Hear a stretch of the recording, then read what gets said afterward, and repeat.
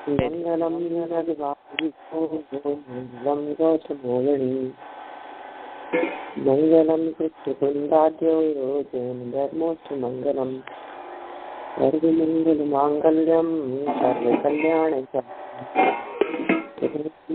धर्माणां जैनं जयतु शासनं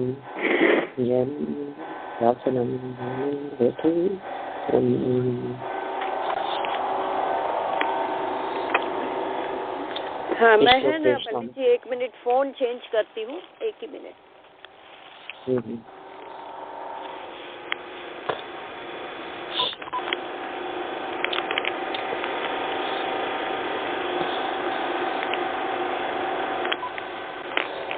हाँ हेलो। हाँ जी। हाँ ओके, आप हो। इष्टोपदेश ग्रंथ के आधार से पूज्यपाद स्वामी जीवन में करने योग्य कार्यों का निष्कर्ष, स्वाध्याय करने का सार, प्रवचन सुनने का सार, पूजन करने का, भक्ति करने का, किसी भी आयोजन का निष्कर्ष, जो कुछ भी हम धर्म के नाम पर करते हैं उन सब का सार ये बतला रहे हैं। जीव जुदा पुद्गल जुदा। बहुत मार्मिक श्लोक है, कल हमने यहाँ प्रारंभ किया है। जीवो अन्य पुद्गलश्चान्य इत्यसौ तत्व संग्रह यदन्यदुच्यते किंचित् तोस्तु तस्यैव विस्तरः। जीव जुदा पुद्गल जुदा यही तत्व का सार, अन्य कुछ व्याख्यान सब याही का विस्तार। 2 लाइनें हैं, पहली लाइन में सार कहा है और दूसरी लाइन में विस्तार कहा है। सार और विस्तार ये दोनों एक दूसरे के अपोजिट होते हैं। सार संक्षेप को कहते हैं, विस्तार फैलाव को कहते हैं। समस्त जनागम का सार यदि ये 2 पंक्तियां हैं तो इन 2 पंक्तियों का विस्तार समस्त जनागम होना चाहिए, ऐसा हमारा कहना है।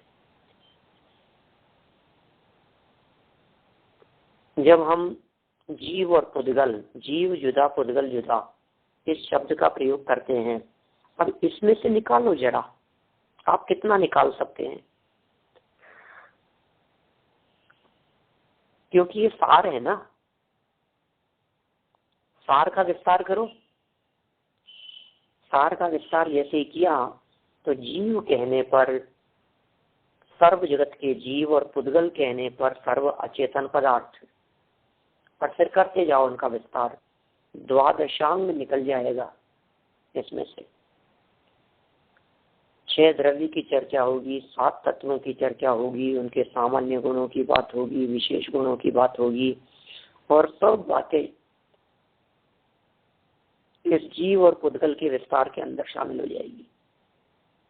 यही तत्व को सार, तत्व 7 कहे, यहीं से निकले जीव और पुद्गल। जीव तो एक जीव तत्व है, पुद्गल माने एक अजीव तत्व है, और जीव और अजीव तत्व ये 2 तत्व ही विस्तार को प्राप्त होकर आश्रव बंध, संवर, निर्जरा और मोक्ष रूप हो जाते हैं। ये 2 तत्व जीव और पुद्गल। आप देखिए जीव अजीव तत्वों का ही तो विस्तार है। 2 ही तो थे 7 तत्वों में से जो द्रव्य रूप थे, बाकी 5 तो पर्याय रूप है। तो जो द्रव्य रूप कहे हैं उन्हीं का विस्तार करने पर आगे 5 और हो गए। इसका मतलब इन 2 से वे 7 तत्व निकल गए। 6 द्रव्य भी आ जाएंगे। अस्थि काय, गुणों की चर्चा हो जाएगी, सामान्य विशेष। जीव और पुद्गल जो कि द्रव्य हैं ये दोनों, तो द्रव्य किसे कहते हैं, द्रव्य का लक्षण, द्रव्य की परिभाषाएं, उत्पाद व्यय द्रव्य युक्तम। उत्पाद व्यय और द्रव्यता दोनों परस्पर विरोधी होते हुए भी युगपत रहते हैं, ऐसा अनेकांत। अनेकांत की प्रतिपादन शैली स्यादवाद, स्यादवाद स्वरूप अनेक प्रकार के न्याय, तो पूरा नए चक्र आ गया। उत्पाद वे ध्रुवयुक्तम सत का तो ध्रुवता का निरूपण करने वाला पूरा समय सार आ गया। देखो अब इन्हीं दो के विस्तार से जीव यदि पुद्गल को अपना मानता है, पुद्गल के प्रति लक्ष्य करता है, पुद्गल को देखता है, तो सब बंद कथा पूरा गोमट सार खड़ा हो जाता है। जीव और पुद्गल, जीव ने पुद्गल की तरफ देखा और पुद्गल की तरफ देखकर उसने अच्छे बुरे की कल्पना की, पूरा का पूरा कर्मकांड खड़ा हो गया। बोलो अब क्या बच गया उस कर्मकांड में? पूरा गोमट सार आ गया, पूरा समय सार आ गया है, पूरा तत्वार सूत्र आ गया। ये सब इन्हीं का विस्तार है। इन्होंने कह दिया अन्य कुछ व्याख्यान सब यत अन्यत उच्यते किंचित, जो कुछ भी आप बोलोगे सब इसी का विस्तार होगा। मैं कहता हूं किसी भी छोटे से छोटे हमारे विद्यार्थी विद्वान को बिठाओ आप, और बड़े से बड़े विद्वानों को बिठाओ, जो कुछ भी वे कहेंगे सब इसी का विस्तार होगा। अब यदि आपको ये पंक्तियां उसमें नहीं दिखाई दे रही है तो आपको सुनना नहीं आया, सुनने की कला सीखनी पड़ेगी। एक बात जी के शब्दों में यदि मैं कहूँ तो श्रोता का स्वरूप आपको गहराई से देखना पड़ेगा। एक बार आप गहराई से देखें कि श्रोता का स्वरूप क्या है, श्रोता किसे कहते हैं। जब आपको श्रोता का स्वरूप ख्याल में आएगा तो सब समझ में आ जाएगी आपको। और हम क्या समझ रहे थे, क्या समझ बैठे थे हम। बिल्कुल स्पष्ट शब्दों में लिखा है, बलि होनहार है जिसकी जिसे ऐसा विचार आता है कि मैं कौन हूँ। बस ये श्रोता का स्वरूप है। आप प्रवचन सुनने के लिए बैठे, स्वाध्याय करने के लिए बैठे हैं, और आपको यदि ये दिखाई दे रहा है कि मैं कौन हूँ, तो आप श्रोता हैं। ये जीव दुखी क्यों है, सुखी कैसे हो सकता है, तो सुख प्राप्त करने का उपाय क्या है, इत्यादि बातों के विचार पूर्वक, चिंतन पूर्वक जो व्यक्ति स्वाध्याय करने के लिए उद्यम मंत हुए हैं, उन्हें तो नवीन श्रोता जानना। ये ऐसे श्रोता का स्वरूप बतलाया पंडित जी ने वहां, पेज नंबर 17 मोक्ष मार्ग प्रकाशक पेज नंबर 17 है, श्रोता का स्वरूप। मन से खोल करके देखो आप, यही सब बातें निकलती है कि नहीं उसमें। ये कला है भाई साहब, सुखी होने की कला है, ये सुखी होने का मार्ग है। पुद्गल को अपने से भिन्न जानना सुखी होने का मार्ग है। यदि ये सार है तो शेष सब असार है। जो सार नहीं है उसे असार कहते हैं, बेकार कहते हैं। यही बात सारभूत है। इसका मतलब इसके अतिरिक्त जो कुछ भी कहा जाएगा या इसके अतिरिक्त जो कुछ भी चिंतन होगा वो तुम्हारे लिए प्रयोजन भूत नहीं होगा। तो आप समझ में नहीं आया प्रयोजन भूत क्यों नहीं होगा? कर लो 14 गुणस्थानों के नाम याद कर लो, भेद प्रभेद याद कर लो, गमनागमन याद कर लो, बोलो क्या प्रयोजन की सिद्धि हो जाएगी? सब पढ़ लिया, खूब याद कर लिया, सुबह उठते ही पहले खूब रट्टे लगाना शुरू किया, रटते रहे उनको, लेकिन फिर भी कछु हाथ हजूर कछु न पड़े, कुछ भी हाथ नहीं लगा, इतना सब कुछ कर लेने के बावजूद भी। और मुनिराजों को देखो, किस दम पर बैठते हैं वे जंगल में, अकेले बैठे हैं वन खंड में, भयानक जंगल, और अकेले मुनिराज बैठे हुए हैं, तपस्या कर रहे हैं, कोई नहीं है।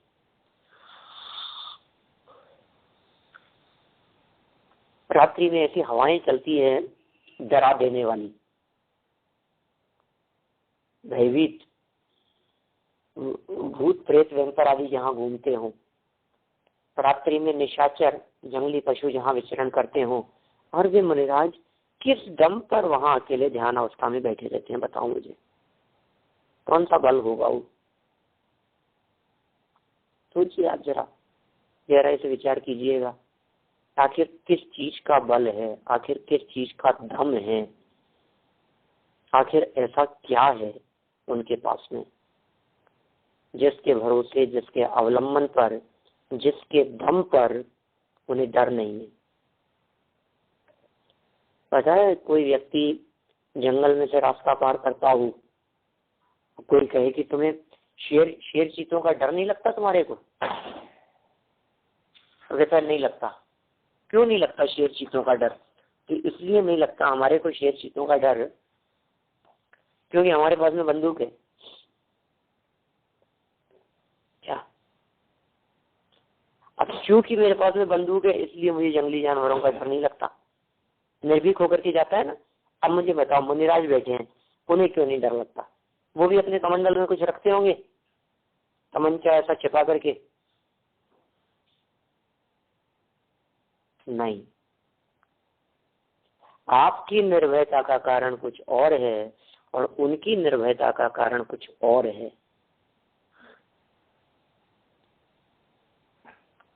कुछ भी नहीं है, बस एक छोटी सी कला है, जो कला अपने को पूज्यपाद स्वामी सिखाना चाह रहे हैं। इस कला का प्रयोग ये पूज्यपाद स्वामी स्वयं करते थे, इसलिए हमें ही कला सिखा रहे हैं।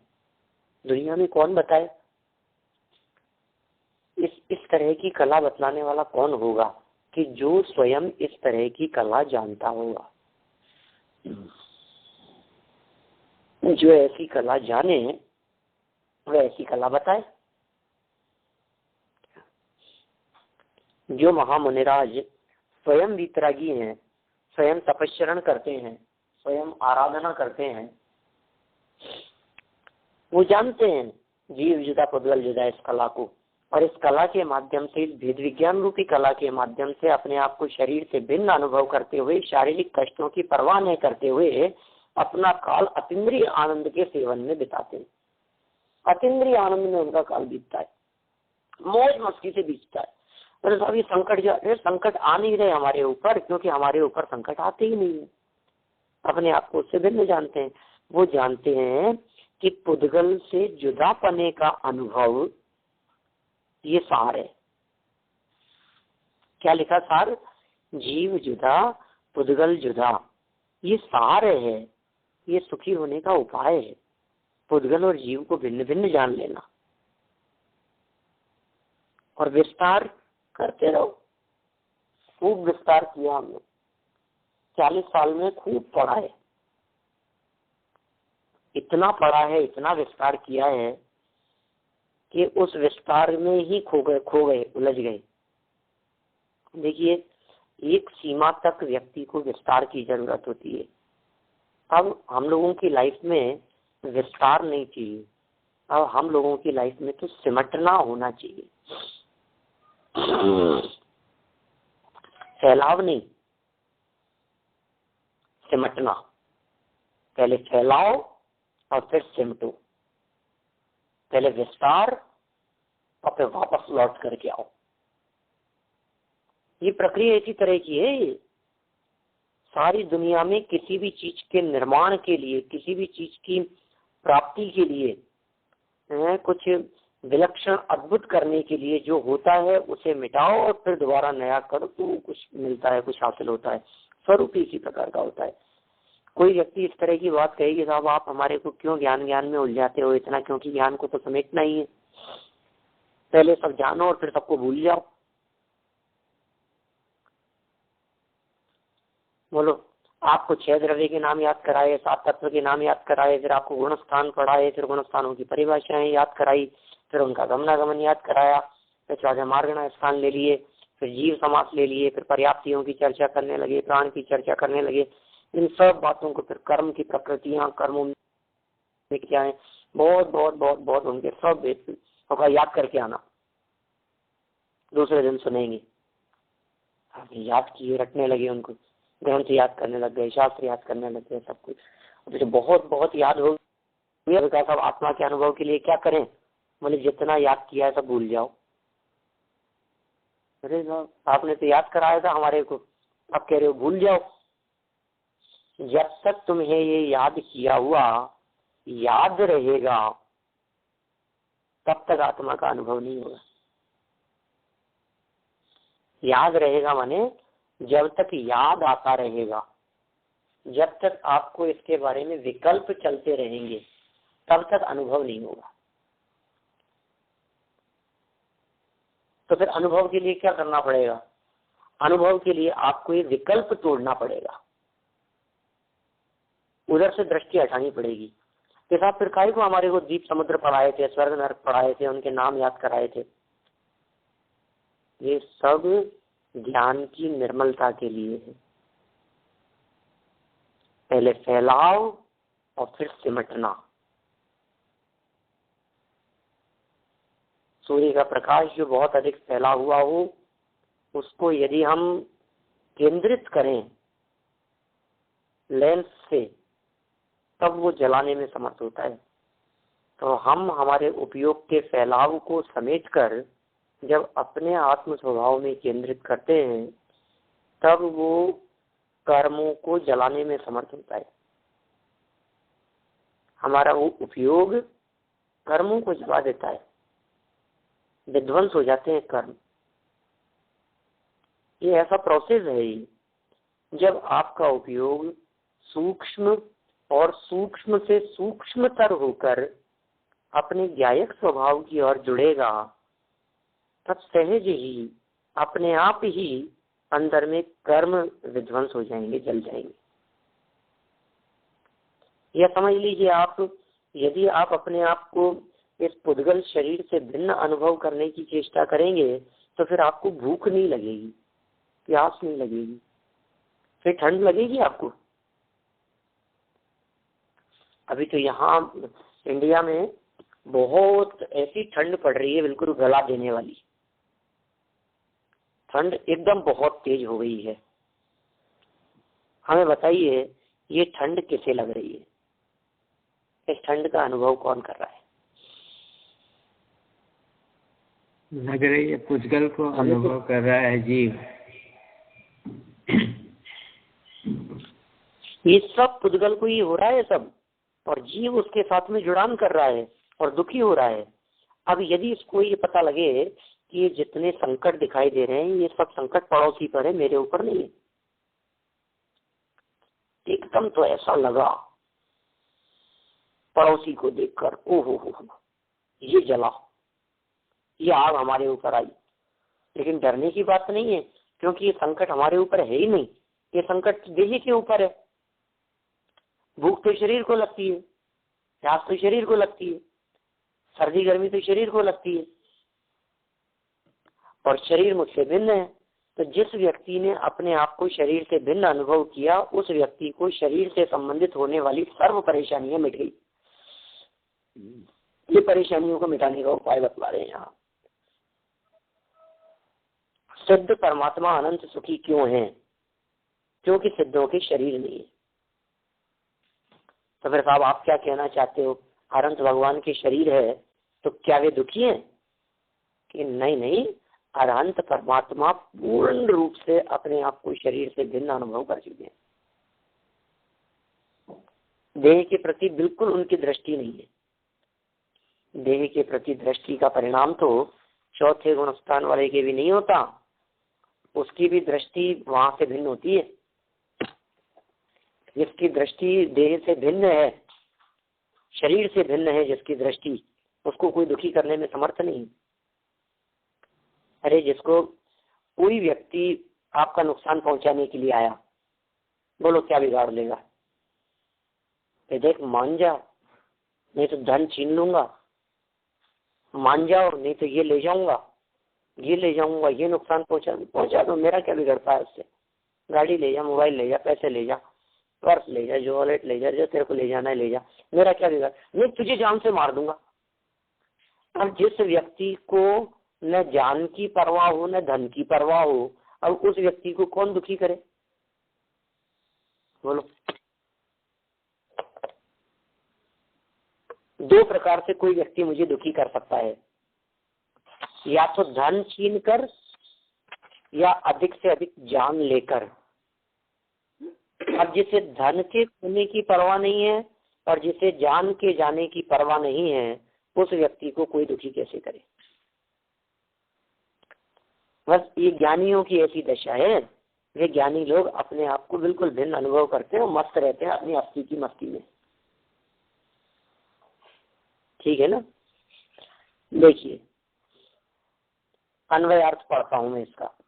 जीव भिन्न है और पुद्गल भिन्न है, इतना ही तत्व कथन का सार है। इसके अलावा अन्य जो कुछ कहा जाता है वह इसका ही विस्तार है। इतना ही तत्व कथन का सार, इतना ही। कोई व्यक्ति कोई दूसरा निष्कर्ष निकालने की बात कहे तो नहीं, गलत है आपका यह निष्कर्ष। मैं कहता हूँ प्रथमानुयोग पढ़ा आपने, ऋषभ देव की कहानी पढ़ी आपने, 500 मणिराजों के उपसर्ग की कहानी पढ़ी आपने, कमठ के जीव ने पार्श्वनाथ पर उपसर्ग किया, ये कहानी पढ़ी आपने। तुरंत निष्कर्ष क्या निकलना चाहिए कि उपसर्ग उपसर्ग में, पार्श्वनाथ पार्श्वनाथ में। उपसर्ग पार्श्वनाथ पर होता नहीं है, कमठ ऐसा समझता है कि मैं उपसर्ग कर रहा हूँ। अपनी इस मिथ्या मान्यता का उसको फल भोगना पड़ता है। और जो अपने आप को इस उपसर्ग से भिन्न अनुभव करते हैं उनको देखो अंतर्मूर्त में केवल ज्ञान की प्राप्ति हो जाती है। इतना ही तत्व कथन का सार है। जब भी ऐसा प्रथमानुयोग का कथन पढ़े तो उसमें भेद विज्ञान पूर्वक यथार्थता का भान हो, और यह तो निमित्त तारीख की अपेक्षा से उपचार से कथन करके समझाया है, ऐसा ख्याल में आए। ठीक है। और देखिए क्या कह रहे हैं, अन्य जो कुछ कहा जाता है इसके अलावा वह इसका ही विस्तार है। बाकी और जो कुछ भी कहा जाता है इसके अलावा, जितना भी कहा जाएगा, जहां भी कहा जाएगा, वो सब का सब इसका ही विस्तार है। इसी का विस्तार समझना चाहिए, इसी की व्याख्या समझनी चाहिए। फिर देखिए टीका पढ़ते हैं अपन। तो वही ये बात, कुछ ऐसी कोई और विशेष बात नहीं है, सारी विशेष बात है। समस्त जनागम का सार इसमें आ गया, इससे ज्यादा विशेष बात और क्या होगी। लेकिन हमें कुछ ऐसा लगता नहीं है, मतलब द्रव्यानुयोग इतना सरल मार्ग है। सारभूत बात बतला दी। मैं कहता हूँ कई बार कि द्रव्यानुयोग बहुत सरल है, बहुत सरल है, सबको बहुत सरल लगता है। करणानुयोग में पसीना आता है हमारे को, लेकिन भाई साहब करणानुयोग तो चने चबाने जैसा है। याद करने में पसीना तो आता है, लेकिन बुद्धि नहीं लगानी है, पचाना बहुत सरल है। ये बादाम के हलवे जैसा है, बहुत कठिन है भैया। कितनी सरल सी बात है। शरीर अलग है, आत्मा अलग है, बस जीव जुदा पुद्गल जुदा। सारे जनागम का यही सार है, अतीन्द्रिय आनंद रस का पान कर। लेकिन हुआ क्या अतीन्द्रिय आनंद रस का पान? किया कि नहीं किया, कि बातें बातें रह गई। सिर्फ बात ही बात नहीं रह गई। हमें ऐसा लगने लगा अरे हाँ कैसे होगा, है तो बहुत सरल। चर्चा ही चर्चा है, चर्या के बिना काम नहीं चलेगा, ये समझ लीजिए आप। चर्चा और चर्या, चर्चा का विषय चर्या में जब तक न आवे तब तक कुछ विशिष्ट फल की प्राप्ति नहीं होती। अच्छा, चर्या इतनी इम्पोर्टेंट है तो ठीक है, हम चर्या करते हैं, चर्चा नहीं करते। भैया चर्या से पहले चर्चा नियम से होगी क्या? ये समझ लेना, ये संभव नहीं है कि आप चर्या करें और उसके पहले चर्चा नहीं हो। चर्चा पूर्वक चर्या। इसलिए जितनी इम्पोर्टेंट चर्चा कही गई है उतनी ही इम्पोर्टेंट चर्या है, और जितनी इम्पोर्टेंट चर्या है उतनी ही इम्पोर्टेंट चर्चा है। ये जो विषय वस्तु है, ये चर्चाएं हैं, ये चर्चाएं सिर्फ चर्चा का ही विषय न बन करके रह जाए, इसलिए चर्या जरूरी है। चर्या मतलब आचरण और चर्चा मतलब ज्ञान। ज्ञान और आचरण ये दोनों होना चाहिए बुद्धि में। जिनके जीवन में ज्ञान भी है और आचरण भी है, उन जीवों को मुक्ति की प्राप्ति होती है। अकेला ज्ञान मुक्ति का हेतु नहीं है और अकेला चारित्र भी मुक्ति का हेतु नहीं है।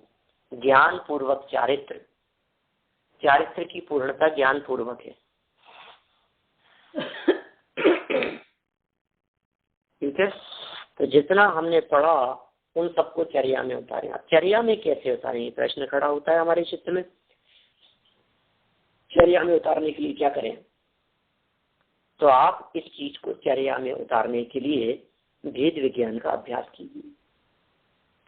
जो लाइन हमने जीव जुदा पुद्गल जुदा पढ़ी है, इसको प्रैक्टिकल कीजिए।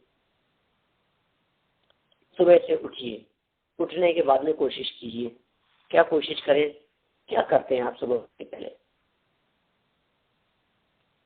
9 बार नमोकार मंत्र बोलते होंगे, ध्यान करते होंगे, उठते होंगे, पेस्ट करते हैं, फ्रेश होने जाते हैं, नहाते हैं, घर के काम करते हैं, स्वाध्याय करते हैं, सीढ़ी सुनते हैं, जो कुछ भी कर रहे हैं आप, वॉट एवर। तो ये जो कुछ भी आपने किया है, इन सब के पीछे थोड़ी सी गहराई में जाओ। अब इसमें मैं कौन, इसमें कौन सा कार्य मेरा था और कौन सा कार्य पड़ोसी का था, बस ये जुदा जुदा देखना है अपने को। जैसे ही हम इनको जुदा जुदा देखेंगे ना, कौन सा काम मेरा और कौन सा काम पड़ोसी का, तो बस जो पड़ोसी का हो उसको अपना नहीं मानना और जो अपना काम हो उसे अपना समझना।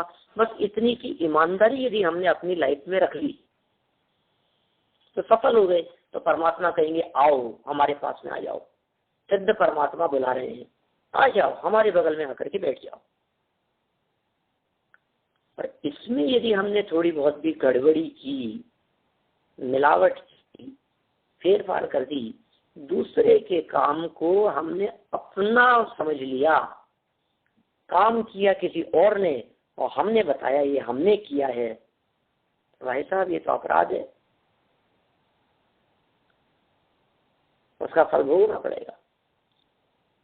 बस अब ये जो सबको पता है उसमें से कौन सी क्रिया किसकी है, देह की क्रिया कौन सी है और आत्मा की क्रिया कौन सी है, मैं आत्मा हूं तो मेरी क्रिया कौन सी है, इत्यादि विचार पूर्वक जो व्यक्ति अपने आप को शरीर से भिन्न अनुभव करता है, शरीर आदि से भिन्न अनुभव करता है, उनकी क्रियाओं को अपने से बिल्कुल भिन्न जानता है, उन क्रियाओं का कर्ता अपने आप को नहीं मानता। मैं पेस्ट करने वाला नहीं। बोलो पेस्ट करने के काल में आप क्या कर रहे थे? जरा पेस्ट कर रहा था ना। अरे भाई साहब, पेस्ट करने की क्रिया के काल में आप क्या थे? जाननहार थे, जानने का काम कर रहे थे। ये तो ज्ञान की मुख्यता से हम बार बार में ऐसा कहते हैं, आप तो ज्ञाता हो, आप तो ज्ञाता हो। सच्चाई तो ये है कि उस काल में मैं जान रहा था, उस काल में मैं श्रद्धा कर रहा था, उस काल में मैं लीनता कर रहा था, उस काल में मैं अपनापन कर रहा था, उस काल में मेरे अनंत गुण सब अपना अपना कार्य कर रहे थे। ये है सच्चाई। अकेला जानने का काम ही थोड़ी ना।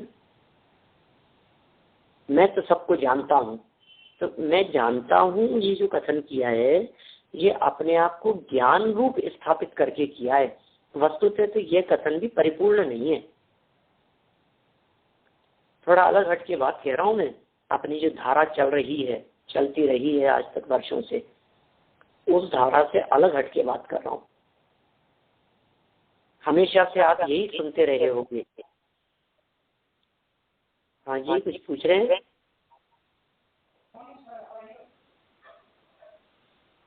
नहीं, देखिए क्या कह रहा हूं मैं।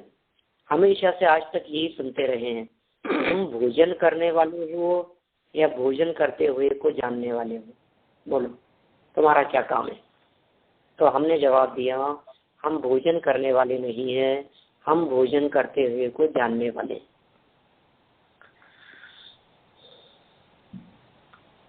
प्रश्न किया, तुम करके करता हो या पर के ज्ञाता हूँ, तो हमने जवाब दिया मैं ज्ञाता हूँ। ये जवाब देते हो ना अपन, मैं जाननहार हूँ, मैं ज्ञाता, मैं जानने वाला हूँ, ये तो सही है ना। ये कथन भी अंश सत्य है, ये कथन भी नए विवक्षा की अपेक्षा से सत्य कहने में आता है। ये भी उपचरित कथन ही है, वास्तविकता नहीं है, सच्चाई नहीं है।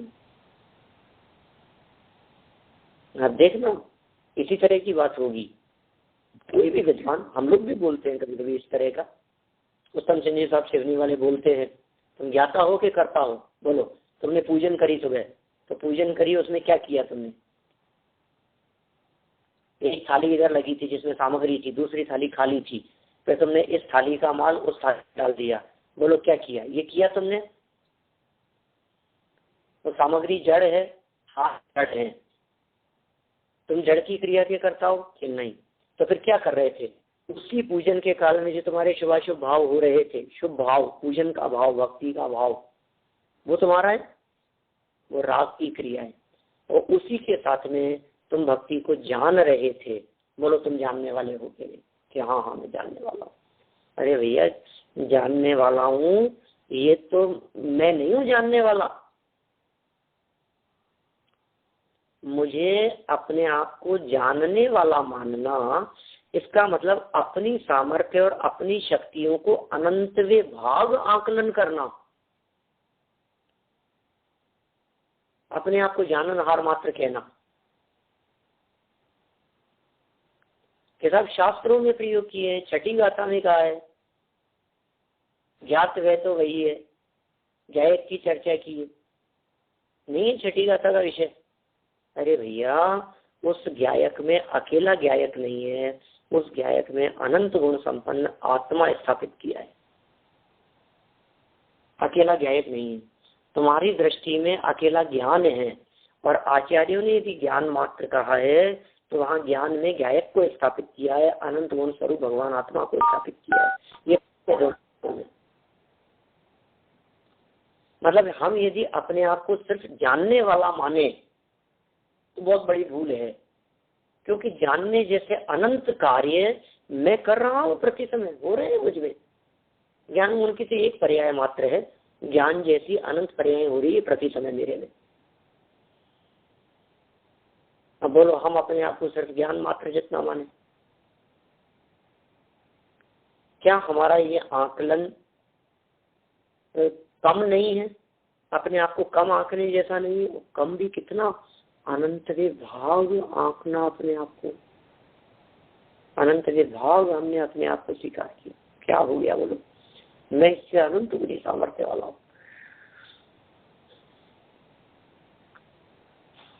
ज्ञान की एक समय की पर्याय से ज्ञान अनंत गुना है, और ध्यान से ज्ञान स्वभावी आत्मा वो अनंत गुना है। ज्ञान की पर्याय से ज्ञान, और ज्ञान से भी ज्ञान जैसे अनंत गुण जिसमें समाहित हैं, ऐसा आत्म तत्व। अब बोलो, अब वो ज्ञान की पर्याय जो जानने का काम कर रही थी, क्षण मात्र के लिए उत्पन्न हुई थी, वो उत्पन्न होकर के भी विध्वंस हो गई है। उस ज्ञान की पर्याय जितना आत्मा को समझना, यह आत्मा का अवर्णवाद नहीं है तो और क्या है? ये अपने गायक स्वभाव की विराधना नहीं है तो और क्या है? हम तो इसे गायक की आराधना समझ रहे थे, ये तो गायक की विराधना है। हम समझ रहे थे आत्मानुभव क्यों नहीं हो रहा है, अब तो हो जाना चाहिए, लेकिन गड़बड़ी तो यहाँ हो रही है। यहाँ तो जीव को भिन्न बतलाया था, हमने अकेले ज्ञान गुण को जीव मात्र मान लिया। हमने आत्मा की दुनिया, हमने अपनी दुनिया ज्ञान मात्र तक, जानने मात्र तक सीमित कर दी। ये कितना बड़ा अपराध हो गया। हमने अपनी दुनिया को, मैं कौन हूं, कितना बड़ा, बस जितना ज्ञान, ज्ञान जितना सा अपने आप को माना, इसका नाम है आत्मा की विराधना। और इस आत्म विराधना के फल में आपको मिलेगा बोलो, अनुभव होगा क्या? सम्यक दर्शन होगा क्या आपको? आत्मा की वीराधना करने वालों को आत्मा का अनुभव नहीं हुआ करता। देखिए ना, टीका के कथन पढ़ते हैं अपन थोड़े से। जीव शरीर आदि से भिन्न है और शरीर आदि जीव से भिन्न है। इतना ही विधान करना, कथन करना, वह आत्म तत्व का भूतार्थ सत्यार्थ का संग्रह है। बस कोई कहे आत्मा की प्राप्ति का उपाय बताओ, बस ये इतनी सी विधि है। कोई कहे आत्मा के अनुभव की विधि बताओ, बोलो क्या विधि है आत्मा के अनुभव की? सीढ़ियां चढ़ने की विधि बताओ, बोलो क्या विधि है?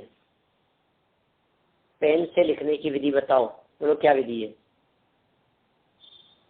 उंगलियों से मोबाइल चलाना, ये पेन से लिखने की विधि है क्या?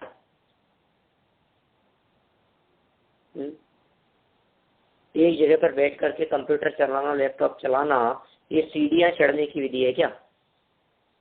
सीढ़ियां चढ़ने की विधि क्या है? सीढ़ियां चढ़ना।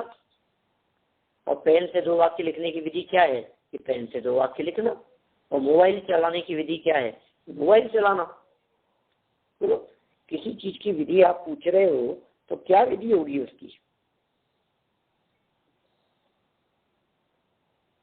अब आत्मा के अनुभव की विधि बताओ, कैसे होगा आत्मा का अनुभव? आत्मा का अनुभव करने से आत्मा का अनुभव होगा, बस, वेरी सिंपल। हाँ पंडित जी। हाँ हाँ, यहाँ विधि मतलब उसके साथ तन्मय होना, राइट? बस, और क्या? आत्मा में हूँ और आत्मा के साथ में तन्मय था, अपनापन किया, हो गया बस काम। और क्या चाहिए आपको? बहुत लोग पूछते हैं, आप लोगों में से बहुत लोगों के सवाल होंगे इस तरह के कि पंडित जी हमें ये बताओ आत्मा का अनुभव करें कैसे? तो मैं क्या बताऊं? 1 गिलास पानी पी लो। कल मैंने युगल जी का वाक्य कहा था, एक बहुत सुंदर पंडित जी का, मूंगफली छील करके खाना आता है? हाँ वो तो आता है, दर्शन हो सकता है। आप एक बंदर को देखो और कुछ मूंगफलियां रखो उसके सामने, वो मूंगफली को बाकायदा छीलेगा, छिलके को फेंकेगा और मूंगफली को खाएगा, तो ले सकता है। कोई भी व्यक्ति, का बालक जिसको ये काम करना आता है, समझ लीजिए उसको सम्यक दर्शन हो सकता है। शिवभूति मुनिराज क्या काम किया उन्होंने? तो घोषण तो भाव विशुद्धो ये महानुभाव हुई है, नामे नए शिव भूई केवल रानी परम जाऊं। क्या काम किया उन्होंने? बोलो क्या करते थे वो? बस दाल धुलते हुए देखा और जीव जुदा पुद्गल जुदा हो गया, बस खत्म। इतना था तो काम था करने लायक। अब वो जीव और पुद्गल का जुदापन आपको दाल और छिलके के अलग होते हुए दिख जाए, मूंगफली के छिलके और मूंगफली को अलग होते हुए दिख जाए, वो आपको कैसे दिखे? बस कपड़े अलग है और शरीर अलग है, शरीर अलग है और आत्मा अलग है। शरीर के ऊपर ये वस्त्र हैं, आत्मा के ऊपर शरीर रूपी वस्त्र है। टोडरमल जी ने दिया है एग्जाम्पल 3-4 अध्याय में, मोक्ष प्रकाशक में। हाँ, इस तरह की बात की है उन्होंने, 2 या 3 अध्याय में है। ये पागल व्यक्ति, उसको जबरन कोई कपड़े पहनाता है, वो कपड़ों को फाड़ता है, खींचता है, नहीं पहनता है, पहनता है तो पहने बहुत समय तक, फिर जब वो वस्त्र पुराने हो जाते हैं, हट जाते हैं, तो वस्त्रों को निकाल कर दूसरा पहना दिया जाता है, वे हटा दिए जाते हैं, दूसरे पहना दिए जाते हैं। इसी तरह से ये आत्मा रूपी शरीर के ऊपर शरीर रूपी वस्त्र, आत्मा के ऊपर ये शरीर रूपी वस्त्र पहना दिए जाते हैं।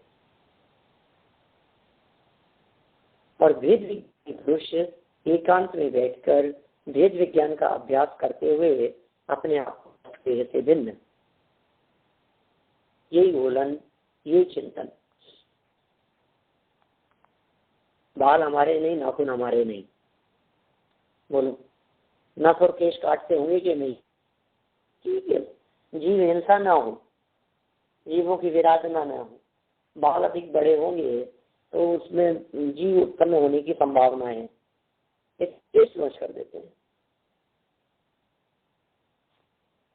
ऐसा विधान है। देखिए, पूर्ण करते, जीव शरीर आदि से भिन्न है और शरीर आदि जीव से भिन्न है।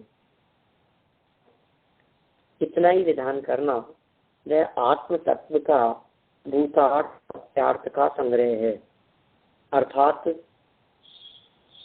संपूर्ण से उसका ग्रहण निर्णय है। इस तत्व संग्रह के अतिरिक्त जो भेद प्रभेद हैं वे विस्तार रुचि वाले शिष्य की अपेक्षा से आचार्यों ने कहा है उसका ही विस्तार है। कई तरह के शिष्य होते हैं, संक्षेप रुचि वाले, विस्तार रुचि वाले और मध्यम रुचि वाले। तो ये जो बात कही है अभी, ये तो संक्षेप रुचि वालों के लिए कही है। और इसके अलावा जो तत्व संग्रह मिलता है, शास्त्रों में जितना भी वर्णन मिलता है, जितना विस्तार मिलता है, जो ग्रहण करने के लिए, निर्णय करने के लिए है, वो सब का सब भेद प्रभेद, मूल गाथाएं, विस्तार, उदाहरण, एग्जाम्पल, शास्त्र, सब किसके लिए है? विस्तार रुचि वाले शिष्य की अपेक्षा से आचार्यों ने कहा है उसी का विस्तार है, विस्तार रुचि वालों के लिए। अब उसका भी अभिनंदन करते हैं हम उसको भी श्रद्धा की दृष्टि से देखते हैं, ऐसा भाव है। माने ये जो टीकाकार हैं पंडित आशा जी, ये बात को बिल्कुल इतना बैलेंस में आकर के कहते हैं, ये ऐसा नहीं कह रहे कि बाकी कुछ मत पढ़ो, इतना से तो उसकी विराधना का प्रसंग आएगा, हम कैसे करें? बोलो, पढ़िए, एक बात बतलाओ। फिर तो जीव जुदा पुद्गल जुदा जब हमने पढ़ लिया तो फिर इसका मतलब अब हम समय सार नहीं पढ़े। बोलो, आप ही बताओ, समय सार पढ़े कि ना पढ़े, क्या कहना है? बोलो, पंडित जी क्या कहेंगे? यदि ये कहते हैं पढ़ो तो फिर आपके सार का क्या मतलब निकला? और यदि ये कहते हैं कि ना पढ़ो तो फिर समय सार ग्रंथ बनाए काय के लिए? उनके विराधना का दोष लगता है। ये विराधना का दोष आशाधर जी अपने माथे पर नहीं लेना चाहते थे। जो इसके इष्टोपदेश ग्रंथ के टीकाकार है ना, आशाधर जी, वो इस बात को अपने माथे पर नहीं लेना चाहते थे। इसलिए वे क्या चाहते थे? वे ऐसा चाहते थे, कैसा चाहते थे कि भैया हम देखो, ये तुम्हारे को मना तो नहीं कर रहे हैं, सारभूत बात तो यही है, लेकिन और जो कुछ भी है उसको श्रद्धा से जरूर स्वीकार करना भैया, उसकी विराधना मत करना। उसको भी हम मानते हैं, उसका भी अभिनंदन करते हैं, उस बात को भी हम स्वीकार करते हैं। इस तरह से अभिनंदन करते हैं वे अन्य बातों का भी, क्योंकि शास्त्र भैया आगम के प्रति विराधना का भाव सम्यक्त्व से दूर ले जाता है। जिनवाणी के प्रति यदि विराधना का भाव होगा तो आप दूर चले जाएंगे सम्यक्त्व से, क्योंकि देव शास्त्र गुरु के श्रद्धान का नाम सम्यक दर्शन है। त्रिमूढ़ापौर्णमष्टांगम सम्यक दर्शन मस्म्यम, किसका नाम सम्यक दर्शन कहा? आप्त आगम तपोभृताम श्रद्धानम परमार्थानाम आप्त आगम तपोव्रताम। परमार्थ से किसका श्रद्धान? आप्त का, आगम का, और तपोव्रत माने गुरु का। सच्चे देव का श्रद्धान, शास्त्र का श्रद्धान, गुरु का श्रद्धान, देव चार गुरु के श्रद्धान को सम्यक दर्शन कहा है। इसलिए हम इस सम्यक्त्व के अंदर दोष या विराधना नहीं करते, हम उसका भी अभिनंदन करने की बात करते हैं। जो बात यहाँ संक्षेप में कही गई है हृदय में उतारने का प्रयास करें। ये बात जिनके हृदय में, जिनके घट में उतर जाती है, ये भेद विज्ञान पूर्वक अतीन्द्रिय आनंद का स्वाद चखने वाले भव्य पात्र जीव हुआ करते हैं। हम सभी ऐसे पात्र जीव बने, इसी भावना से मैं बात को यही विराम देता हूँ। निर्वाणी स्तुति हम बोलते हैं। एक पीरियड और संभवतः 1 या 2 पीरियड का ये टॉपिक बचा है। नेक्स्ट वीक तो हम लोग है नहीं यहाँ, हम देवलाली हैं, और वापस लौट करके जब हम आएंगे तो फिर ये समाप्त होता, फिर विचार पूर्वक जैसा भी हम लोग निर्णय करेंगे तो आगे दूसरा ग्रंथ चलाना है या तत्वार्थ सूत्र को ही पाठ खत्म करना है। अभी जनवाणी